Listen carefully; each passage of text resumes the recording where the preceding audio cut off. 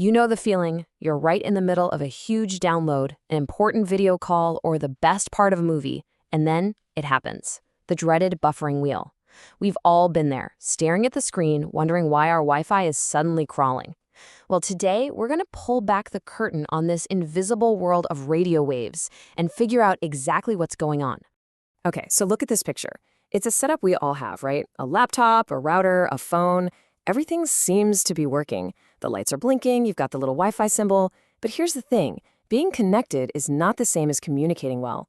To really get to the bottom of this, we're diving into a fantastic technical guide by Virtualization Options LLC, which is really aimed at those of us who want to get a real handle on this stuff. And we're going to unpack the huge hidden battle that's happening in the air all around us. So let's just call this what it is, an invisible traffic jam. Seriously, imagine the air around you is just crisscrossed with invisible highways. Every single one of your wireless devices, your phone, your laptop, your smart speaker, is like a car trying to get somewhere.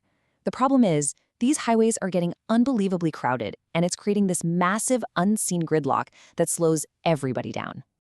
And this right here, this is the core of the problem. All those wireless signals are traveling on something called the radio frequency spectrum, and the key word is finite. It's a limited resource. It's not like we can just build more. So, sticking with our analogy, there are only so many lanes on this invisible highway system. And when you have way too many devices trying to use them all at once, you get a traffic jam. Simple as that.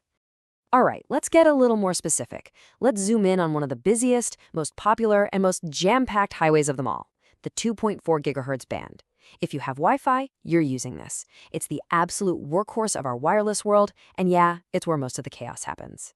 Now, this band has an official name, the ISM band. And the most important part of that definition is the word unlicensed. What that really means is it's a total free-for-all. Anybody can use it for pretty much anything without needing a special permit. And that's why it's not just your Wi-Fi router on this highway, it's your Bluetooth headphones, your smart thermostat, your wireless mouse, even your microwave oven is shouting in this frequency. It's a public space, and it is absolutely packed. And this is the great paradox of the 2.4 gigahertz band. Its biggest strengths are, funny enough, the cause of its biggest problems. On the one hand, its signals travel really far and they are fantastic at punching through walls. Great! But that also means your neighbor's Wi-Fi and their neighbor's Wi-Fi are all punching through your walls and getting in the way of your signal. And the real kicker, there are only just three channels that don't overlap with each other.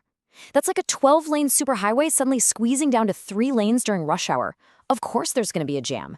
Okay, so we've established where this is all happening, that crowded 2.4 gigahertz band. But now let's talk about the why. What is actually going on when all these signals are crashing into each other? Well, it's a phenomenon with a name, radio frequency interference. Here's the official definition, but let's break it down. RFI is just a fancy term for signal noise. It's all the radio energy that you don't want getting in the way of the signal you do want. The best way to think about it is trying to have a quiet conversation in a really loud, crowded restaurant. All the other conversations, the clatter of plates, that's the unwanted energy, the noise, making it super hard to hear what your friend is saying. And the process is actually pretty easy to understand. Step 1, your router sends out a signal. Step 2, that signal travels or propagates through the air and through walls. Step 3, and this is the important one, at the exact same time, all those other signals from your neighbor's networks and your Bluetooth devices are doing the same thing. They all clash and mix together in the same space. So by step 4, when the signal finally gets to your laptop, it's not a clean message. It's a messy, garbled combination of signals, and your device has to work overtime to figure out what's what. Now, one of the most common types of this interference is something called co-channel interference. This is basically what happens when 2 or more networks try to use the exact same channel. It's like 2 people trying to talk at the same time on the same walkie-talkie channel. They just talk over each other and the message gets scrambled. To avoid this, devices have to be polite and take turns speaking, and that process of waiting and taking turns is what slows everything down to a crawl. So how does your device even know if the signal is clear or messy? Well, that brings us to this absolutely critical measurement, the signal-to-noise ratio, or SNR. It's exactly what it sounds like. It's a number that compares the strength of the Wi-Fi signal you actually want, that's the signal, to the strength of all that background chatter and interference we've been talking about. That's the noise. And this is the bottom line. This is the part you actually feel.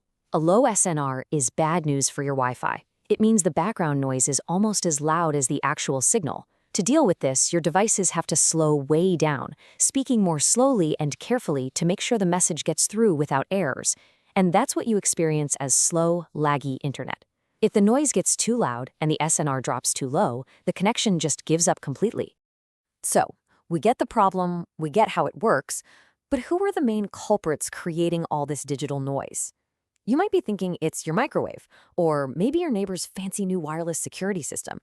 And while those things definitely don't help, the biggest offender? Well, it's probably not what you think. And there you have it, straight from the technical guide we're referencing. The #1 source of Wi-Fi interference is other Wi-Fi networks. It's not some mystery device. It's us. It's the sheer number of routers all screaming into the same limited airspace at the same time. Think about it. Go ahead and pull out your phone or your laptop right now and just look at the list of available networks. If you live in an apartment building or even just a normal neighborhood, you'll probably see 10, 20, maybe even more. Every single one of those networks is another car trying to merge onto that tiny 3-lane highway in the 2.4 gigahertz band. So this leads us to the big looming question, doesn't it? If the biggest cause of all our Wi-Fi headaches is just everyone else's Wi-Fi, what on earth can we do about it? The answer isn't about finding a totally empty highway. That's probably not going to happen. It's about learning how to navigate the traffic smarter. You see, just understanding this problem, seeing the invisible traffic jam for what it is the most important first step to actually fixing it. All the content for this explainer was based on that excellent in-depth technical guide from Virtualization Options LLC. For anyone who really wants to dive deep and become a master of their own wireless domain, their guide is a fantastic place to start. Thanks so much for watching.